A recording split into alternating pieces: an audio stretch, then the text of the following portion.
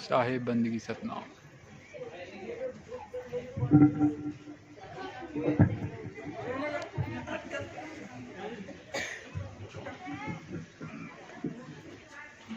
साहिब बंदगी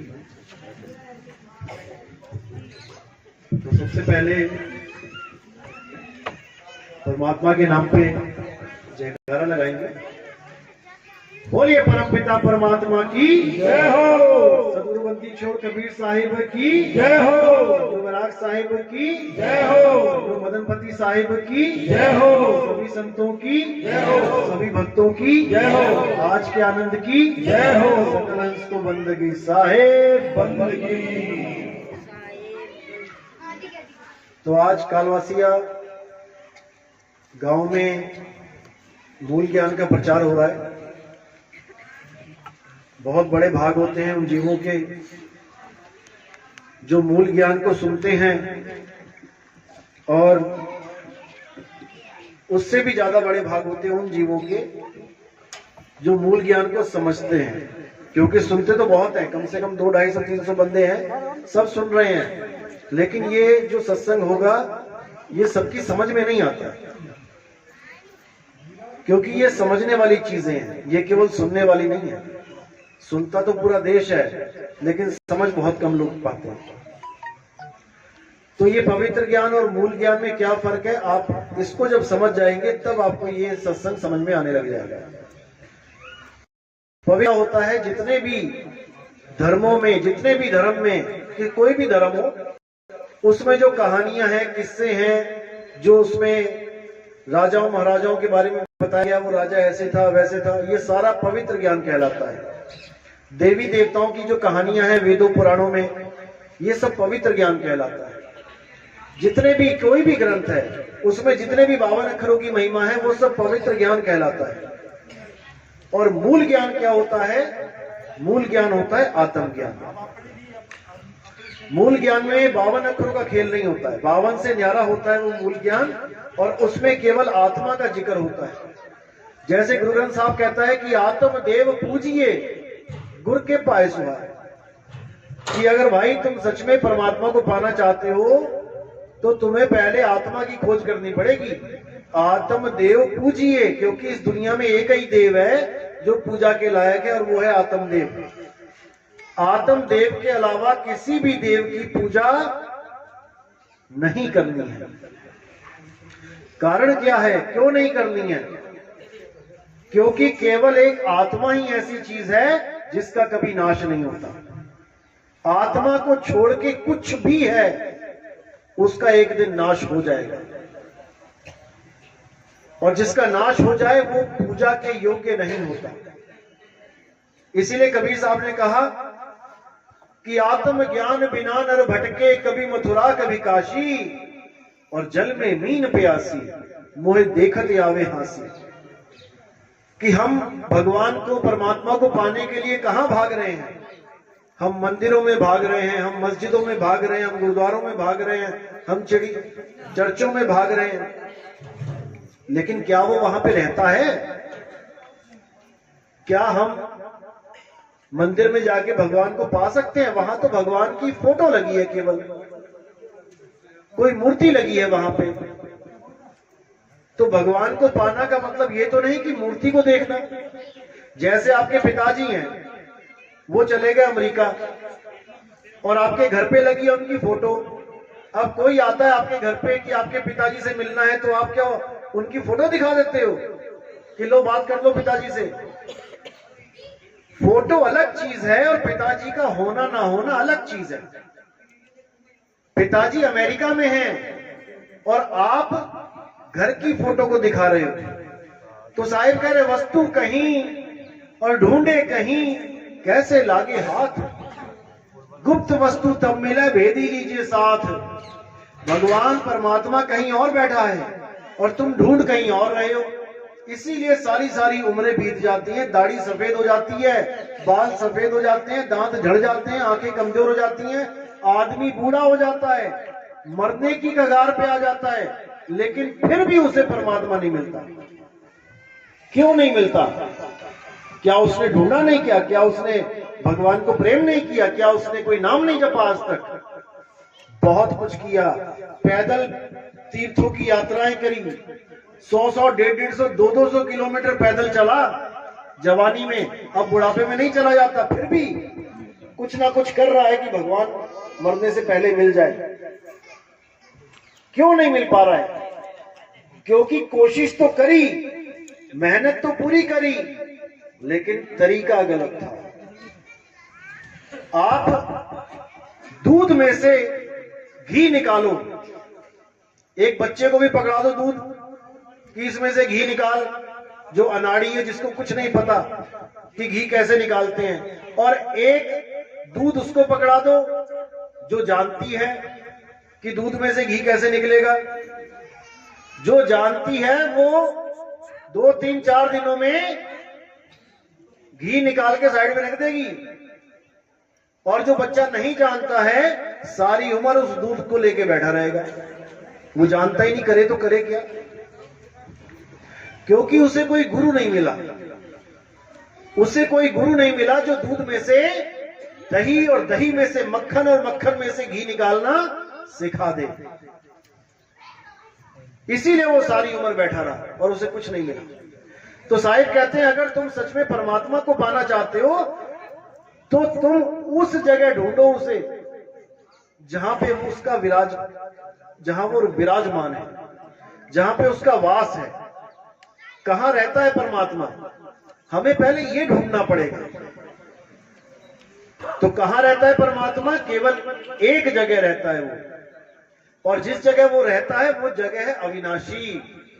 उस जगह को कोई तोड़ नहीं सकता। अगर वो मंदिर में रहता होता तो कोई मंदिर को हिला नहीं सकता था, कोई मस्जिद को तोड़ नहीं सकता था, कोई गुरुद्वारों की ईंट नहीं हिला सकता था। जैसे आप गांव के प्रधान हो तो उस प्रधान के घर को कौन हिलाएगा?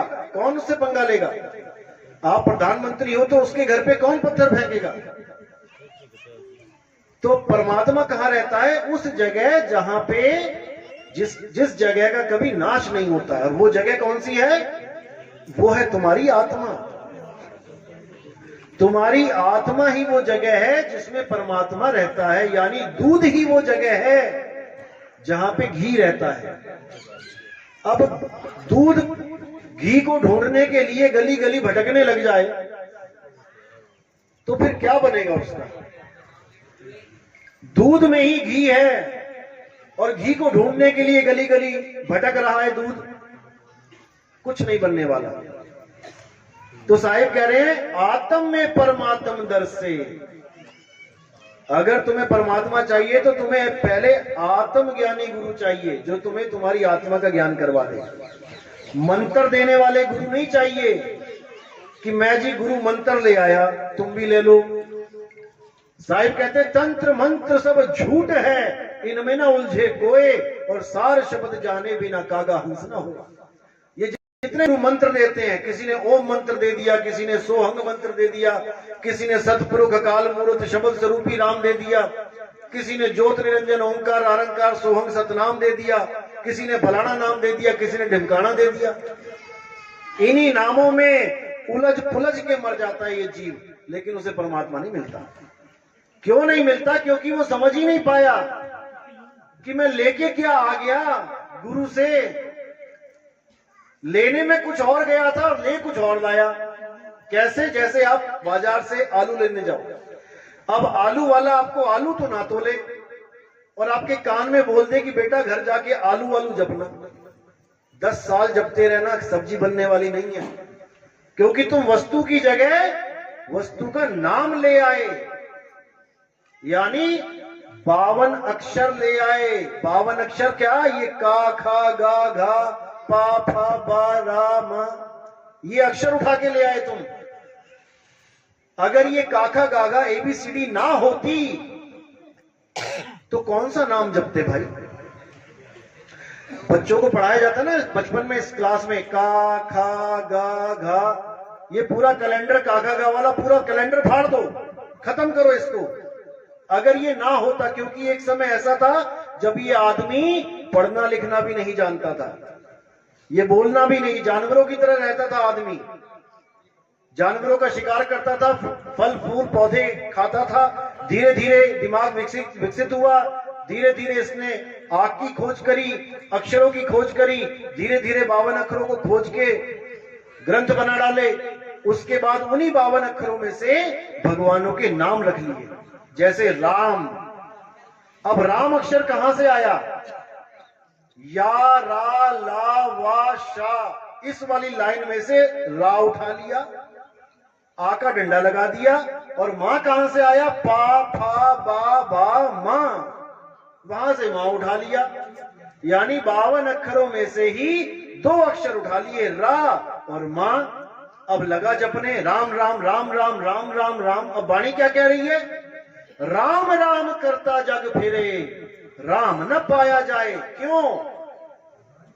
क्योंकि वो राम को जप रहा है, राम को जान नहीं रहा। जैसे ये पानी है, अगर इंसान ना होता इस दुनिया में तो इसको पानी कहने वाला कोई ना होता।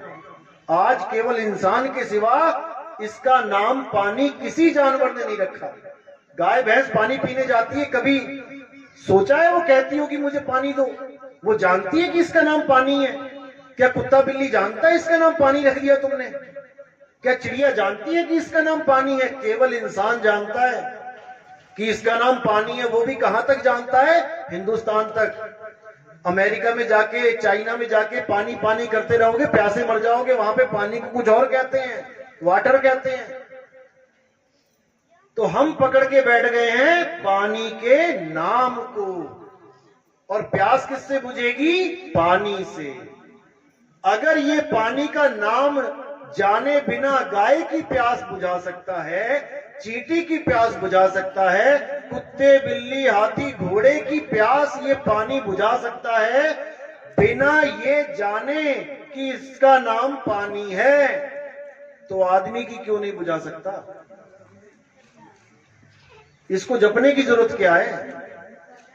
कुत्ते को प्यास लगती है, भागा जाता है तालाब के पास, बिना नाम जपे, और उसको पानी मिल जाता है, पी लेता है। चिड़िया उड़ती उड़ती देखती है, सोचती है पानी का तालाब कहां था, और प्यास लगती है, वहीं मुड़ जाती है, बिना ये जाने कि इसका नाम पानी है, बिना जपे। लेकिन आदमी क्या कर रहा है? परमात्मा को पाने की जगह परमात्मा का नाम जप रहा है। जो ज्यादा चालाकी थी ना इस आदमी की, वो चालाकी ही इसकी जान की दुश्मन बन बैठी है। उसने इतने सारे नाम रख लिए भगवानों के, अब उसी नामों में उलझ गया मकड़ी की तरह। मकड़ी खुद ही जाल बनाती है और खुद ही उलझ के उसमें एक दिन मर जाती है। तो साहिब कह रहे हैं वस्तु के नाम के चक्कर में मत पड़ना। परमात्मा के लाखों करोड़ों नाम है, हर देश में अलग नाम है, हर जात में अलग नाम है, हर पंथ में अलग नाम है। चक्कर में मत पड़ना।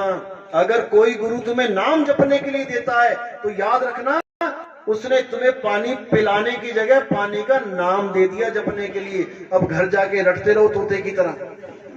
जैसे एक तोता होता है पूरी उम्र राम राम राम राम जपता रहे, उसे राम मिलने वाला नहीं, वरना तोते की मुक्ति हो जाए। इंसानी चोले को क्यों महान बताया गया है? तोता भी तो राम राम जप सकता है। अगर तुम जप के पार हो सकते हो तो तोता भी जप के पार हो सकता है। फिर इंसानी चोला क्यों कहते हैं कि 84 लाख जन्मों के बाद एक बार इंसानी चोला मिलाए, अगर इसमें नाम नहीं जपा तो मारे जाओगे। 184 जून सबाई मानस को प्रभदी वड्याई, इस पौड़ी ते जो नर चुके आए जाए दुख पाए। कैसे बचा जा सकता है? नाम जप के। तो तोता भी जप सकता है। फिर तो परमात्मा से अरदास करो, हे परमात्मा इंसान के बाद तोते का जन्म दे देना, तेरा नाम जपता रहूंगा मैं। ऐसा नहीं हो सकता, क्योंकि जब तक वस्तु नहीं मिली गला गीला होने वाला नहीं है। वस्तु कहीं और ढूंढे कहीं, कैसे लागे हाथ। वस्तु पड़ी है जमीन के नीचे 100 फुट पानी, और तुम ऊपर बैठ के आंख बंद करके कर रहे हो पानी पानी पानी पानी। क्या वो पानी ऊपर आ जाएगा? कभी नहीं आएगा। उस पानी को पाने का तरीका होता है, गुरु तरीका बताता है। तुम गड्ढा खोदना शुरू करो और 100 फुट के बाद देखो तुम्हें नीचे से जो चीज मिलने वाली है उसको पानी कहते हैं। एक बार भी नाम नहीं जपना पड़ेगा आपको। कुआं खोदते हुए क्या पानी पानी का नाम जपना पड़ता है क्या? जब ट्यूबवेल बोरिंग करते हो तो क्या करते हो? मंत्र जपते हो क्या? पानी पानी पानी पानी। अरे तुम करो तो सही जो बताया गया है। नीचे से खुद फुवारा निकलेगा पानी का, तब तुम्हें समझ में आएगा कि क्या बोलते थे संत। साहिब कहते ना मैं जप में, ना मैं तप में, ना एकांत निवास में। अरे मोह को कहां ढूंढे रे बंदे, मैं तो तेरे पास में। कहां जप जप के चक्कर में पड़ गया। ये अक्षर ना होए तो किसी भगवान का नाम नहीं ले सकते आप, किसी जात का नाम नहीं ले सकते। मैं राजपूत, मैं पंडित हूं। राजपूत का रा कहां से आया, पंडित का पा कहां से आया, बाणिये का बा कहां से आया? इन्हीं 52 अक्षरों में से आए हैं। ये 52 अक्षर खत्म कर दो, सबकी जात पात खत्म हो जाएगी। कभी किसी कुत्ते को देखा, ये ब्राह्मण कुत्ता है, ये क्षत्रिय कुत्ता है, ये ऊंची जात का कुत्ता है, ये नीची जात का कुत्ता है? ये जात पात, ये सब 52 अक्षरों का खेल है। 52 अक्षर खत्म कर दो, हिंदू का हा नहीं रहेगा, मुसलमान का मां नहीं रहेगा, सिख का सा नहीं रहेगा, ईसाई का ई नहीं रहेगा, सब खत्म। अब हो जाएंगे सब एक। जैसे इस पानी को बिना झगड़ा किए सब पी लेते हैं सुबह से शाम तक। कोई लड़ता है कि मेरा पानी बड़ा है, मेरा जल बड़ा है, मेरा वाटर बड़ा है, मेरे पानी से ही गला गीला होगा, तेरे वाटर से नहीं होगा?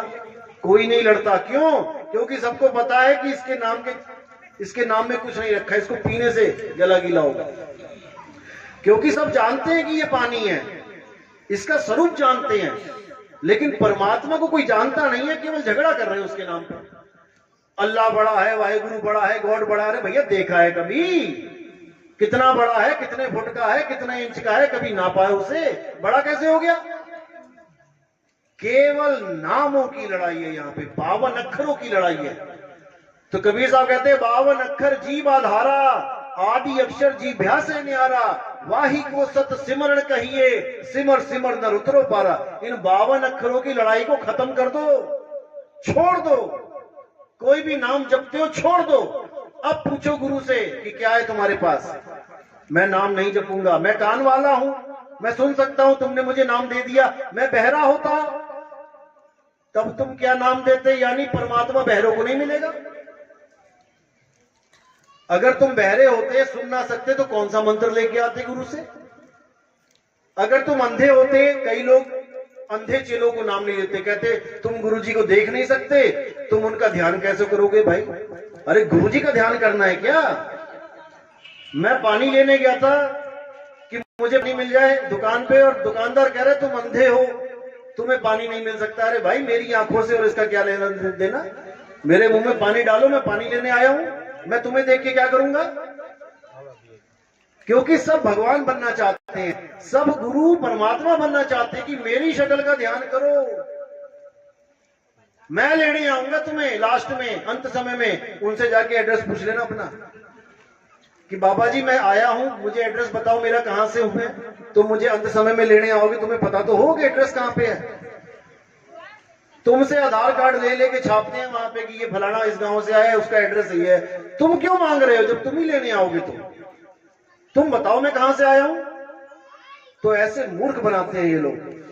अब करना क्या है आपने? कबीर साहब क्या कह रहे हैं? 52 अक्षर लोक त्रय, सब कुछ इन्हीं माही, और ये आखर खिर जाएंगे, वो आखर इनमें नहीं।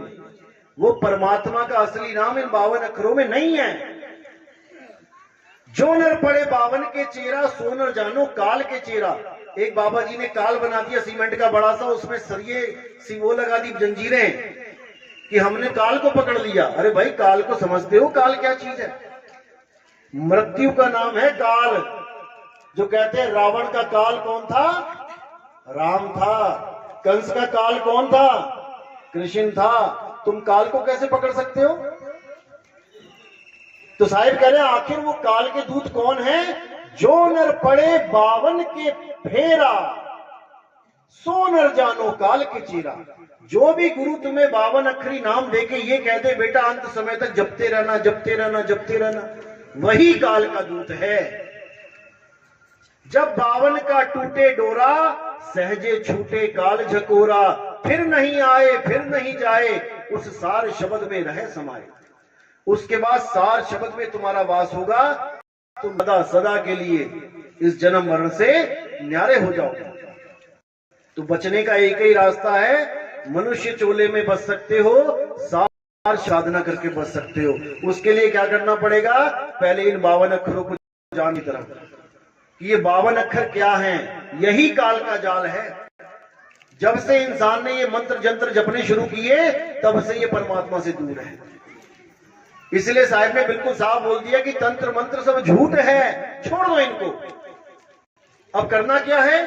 पानी पानी जप के छोड़ के पानी को ढूंढना है। पानी कहां है? मोह को कहां ढूंढे रे बंदे, मैं तो तेरे पास में। अब तुम्हें अपनी आत्मा का ज्ञान चाहिए कि मेरी आत्मा क्या है, और जो गुरु आत्मज्ञानी होगा वो तुम्हें आत्मा करा देगा कि बेटा ये है आत्मा, यहां पे है आत्मा, तो अपनी आत्मा का सिमरण कर। और जैसे ही आप धीरे धीरे धीरे धीरे आत्मा को जानने लग जाओगे, आप शरीरों से न्यारे होने लग जाओगे। आपको समझ में आने लग जाएगा कि मैं शरीर नहीं हूं, मैं लड़का नहीं हूं, मैं लड़की नहीं हूं। लड़का और लड़की तो केवल मुझे एक शरीर मिला हुआ है इस जन्म में। जैसे अभी आपको कोई कहे तुम हाथी हो क्या, तुम कहोगे पागल है क्या, मैं तो इंसान हूं, हाथी थोड़ी नहीं है। लेकिन जब तुम हाथी थे, 184 में थे, तब तुम अपने आप को हाथी भी समझ रहे थे। जब तुम कुत्ता बन के आए, बिल्ली बन के आए, तुम अपने आप को बिल्ली समझते रहे, तभी तो चूहे खाए तुमने, 900 चूहे। बिल्ली बन के चूहे ही खाओगे, और खाए सबने। ऐसा कोई नहीं कह सकता कि मैंने नहीं खाए। जैसे आज तुम रोटी खाते हो, इंसान को रोटी दी गई है खाने के लिए, बिल्ली को क्या दी गई है? वो क्या रोटियां बनाएगी? चूहे ही खाएगी। तो हमने तुमने चूहे ही खाए बिल्ली बन के। लेकिन उस वक्त मैं ये समझ रहा था, उस वक्त आप समझ रहे थे कि मैं एक बिल्ली हूं। आज आप अपने आप को बिल्ली नहीं कहोगे। क्यों? क्योंकि आपने चोला बदल लिया। बिल्ली का चोला साइड कर दिया, अब आपको मिल गया इंसान का चोला। अब आप समझ रहे हो मैं लड़का हूं, मैं लड़की हूं। ये भी तुम्हारी गलतफहमी है। तुम लड़का और लड़की कितने समय के लिए हो? जितने समय के लिए चूहा बिल्ली हाथी घोड़े थे। जैसे ये चोला निकल गया हाथ से, तुम्हें इस शरीर से बाहर निकाल दिया जाएगा। कहां से निकलोगे इस शरीर से बाहर? इस पंडाल में से निकलने का रास्ता पता है ना सबको? अभी सत्संग खत्म हो तो किधर जाओगे? इधर जाओगे? इधर तो कोई नहीं जाएगा, इधर दीवार है। कहां से आए थे? उधर से आए थे, उधर ही जाएंगे सारे। तो इस शरीर में कहां से आए थे और कहां से जाओगे? कभी विचार किया? इस शरीर को जब छोड़ के जाओगे, आपने देखा कई लोग मर जाते हैं तो कहां जाते हैं? वो कहां से निकलते हैं? वाणी क्या कह रही है? 9 द्वार से जीव जब जाता, 184 में भरमाता। 9 दरवाजे कौन से? 2 कान के छेद, 1 2 3 4 5 6 7 और लैट्रिन बाथरूम 2 9। यही 9 दरवाजे हैं। देखना हॉस्पिटलों में जाके, या कोई मरता है, किसी की लैट्रिन निकल जाती है मरते मरते की, किसी का पेशाब निकल जाता है, किसी के मुंह से जीभ निकल आएगी इतनी लंबी सी, किसी के प्राण नाक में से खून निकल आएगा, किसी की आंखें बाहर आ जाएंगी मोटी मोटी सी, किसी के कान में से ब्लड आ जाएगा। ये 9 दरवाजों में से निकाला जाएगा तुम्हें, और किसी को नहीं बख्शा जाएगा। चाहे वो हिंदू है, मुसलमान है, सिख है, ईसाई है, कोई फर्क नहीं पड़ता। अब तुम आए किस दरवाजे से थे? इस शरीर में घुसे कहां से हो तुम? क्योंकि तुम आत्मदेव हो, तुम कोई शरीर नहीं हो। शरीर तो तुम छोड़ जाओगे ऐसे ही।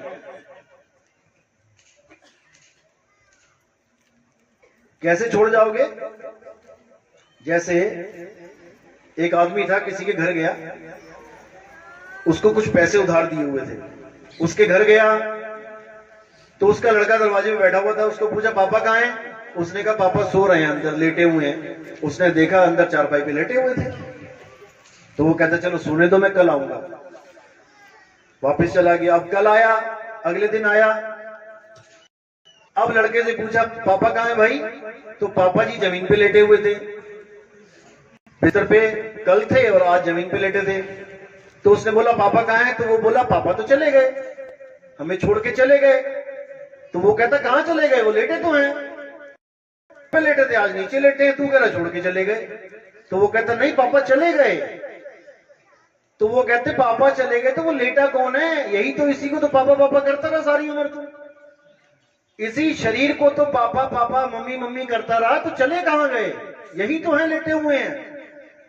लेकिन उसके पापा सच में चले गए उसको छोड़ के। तो पापा कौन था? क्या उसने अपने पापा को देखा सारी उम्र? उसने कभी जाना ही नहीं पापा कौन था। वो शरीर को पापा समझ के बैठा रहा सारी उम्र। जैसे आपको कार मिल जाए चलाने के लिए और आप खुद को ना जान के कार को अपना स्वरूप मानने लग जाओ, अपने आप को मारुति कहने लग जाओ, और सामने से कोई अल्टो गाड़ी आई तो उसको अल्टो समझने लग जाओ, यानी ये शरीर ही गाड़ियां हैं। तुम्हें मिल गया आदमी का शरीर, तुम अपने आप को आदमी मान रहे हो, और किसी और को देख के, लड़की के शरीर को देख के तुम कह रहे हो वो लड़की है, मैं लड़का हूं, यानी कि अपने अपने शरीर को सत्य मान के बैठ गए। जबकि ना तो वो लड़की है ना तुम लड़के, तुम भी आत्मदेव वो भी आत्मदेव। इसी प्रकार पापा जो थे वो आत्मदेव थे, वो चले गए, और लड़के ने कभी पापा को नहीं देखा, सारी उम्र रह लिया उसके साथ, अपने पापा के स्वरूप को ही नहीं जान पाया वो मेरे पापा कौन थे। शरीर को पापा पापा करता रहा, अंत में शरीर पड़ा हुआ ही नीचे, वो कह रहा पापा चले गए। बस यही समझना है, हम और तुम आत्मदेव हैं, हम शरीर नहीं है। शरीर तो केले के छिलके की तरह यहां पड़ा रह जाएगा। जैसे हम केले का छिलका उखाड़ते हैं और उसको ऐसे फेंक देते हैं डस्टबिन में, तो ऐसे ये शरीर तुम्हारा यहां पड़ा रह जाएगा। अब जो निकल के गया वो कौन है, उसको जानना पड़ेगा। वही हमारा स्वरूप है। माँ बेटे का स्वरूप नहीं पता, बेटे को बाप का स्वरूप नहीं पता, बाप को लड़की का स्वरूप नहीं पता, बस अपने अपने शरीरों को देख के सोच रहा है ये मेरा पापा है, ये मेरी मम्मी है, ये मेरा भाई है, ये मेरा चाचा है, जबकि कुछ भी नहीं है। ये केवल मटके हैं पानी, जैसे मिट्टी के मटके होते हैं ना, किसी ने मिट्टी से सुराही बना दी, किसी ने मटका बना दिया, किसी ने कुछ बना दिया, मिट्टी के भांडे हैं। मिट्टी को देख देख के पहचान रहे हैं, ये फलाने की मिट्टी है, फलाने की मिट्टी है, फलाने की, इसका ये नाम है, इसका ये नाम है। शरीरों में उलझे पड़े हैं। अब शरीरों से ऊपर उठना पड़ेगा। शरीरों से ऊपर उठने के लिए क्या करना पड़ेगा, आत्मा को जानना पड़ेगा। तो कबीर साहब ने और बाकी संतों ने आत्मा को ऊपर रखा है हमेशा। देही ज्ञान सब जगत बखाने, विदेही ज्ञान कोई बिरला जाने, ध्यान विदे और नाम विदेहा, 2 लख पावे मिटे संदेहा। देही ज्ञान तो सारी दुनिया भाग रही है, पूजा करवा रही है शरीरों की, लेकिन शरीर तो मिथ्या है, शरीर तो नाशवान है। आज दोनों हाथ सही चल रहे हैं, कल को एक हाथ कट गया, क्या करोगे? तुम्हारा कट गया, जिसकी भी पूजा कर रहे हो उसका कट गया, फिर क्या करोगे? तो पूजा किसकी करनी है? आत्मदेव पूजिए, गुरु के पाए सुहा। आत्मा की पूजा करनी है, आत्मा को जानना पड़ेगा। कोई बात नहीं, आत्मा को जाने बिना किसी को परमात्मा मिलने वाला नहीं है। तो इसीलिए साहिब बार बार समझाते हैं कि आत्म ज्ञान बिना नर भटके, कभी मथुरा कभी काशी, और जल में मीन प्यासी, मुझे देखते आवे हांसी। जब तक आत्मज्ञान नहीं होगा, जब तक आपको वो रास्ता मिलने वाला नहीं है जिसके लिए आपको इंसान चोला मिला है। इंसान चोला 84 के बाद एक बार मिलता है। अगर उसमें आपने नहीं चेता, अगर आपने विचार नहीं किया कि क्या कहाँ जाऊंगा इस शरीर को छोड़ के, तो आपको इन्हीं 9 दरवाजों में से निकाल दिया जाएगा। इन्हीं 9 दरवाजों से निकलने पे 184 जून में चला जाता है इंसान। अब इससे बचना कैसे है? तो कहना चाहो काल जाल से चीनो शब्द हमारा, और कहें कबीर अमर कर राखूं जो निज होए हमारा। अगर काल जाल से बचना है तो हमारे शब्द को चीन लो, यानी परमात्मा के नाम को चीन लो। परमात्मा का नाम ये नहीं है कि तुम उसको बोल बोल के रट रट के जपो। परमात्मा का नाम है जिसको कोई जप नहीं सकता, उसमें सुरत लगानी है केवल। अपनी सुरत को, जैसे चांद को चकोर निहारता है, पूरी रात चकोर पक्षी क्या करता है, चांद को देखता रहता है, देखता रहता है, देखता रहता है, इतना ज्यादा देखता है कि वो पलक भी नहीं झपकता। बस ऐसे ही हमारी जो सूरत है उसको शब्द में ऐसे रमा देना है हमें। शब्द यानी कि परमात्मा, ना कि कोई मंत्र।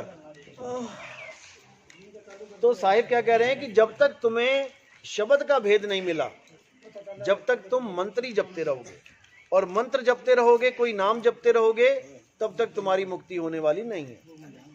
इसलिए साहिब बार बार चेता रहे हैं कि 52 को समझ जाओ। 52 के जंजाल में फंस गया ये संसार, और सिमरन 52 का करे कैसे लागे पार। इसको देखो, किसी को पूछो तुम भगवान की भक्ति करते हो? हाँ मैं नाम जपता हूँ। क्या नाम जपते हो? मैं राम जपता हूँ, मैं कृष्ण जपता हूँ, मैं अल्लाह जपता हूँ, मैं वाहेगुरु जपता हूँ, मैं कबीर कबीर जपता हूँ। ये सारे नाम 52 अक्षर कहलाते हैं। इन्हीं 52 से परे हो जाना है। 52 से परे होगे तब जाके वस्तु का ज्ञान होगा। वस्तु क्या है? आत्म देवी वस्तु है। गीता में बिल्कुल स्पष्ट बोला गया, हे अर्जुन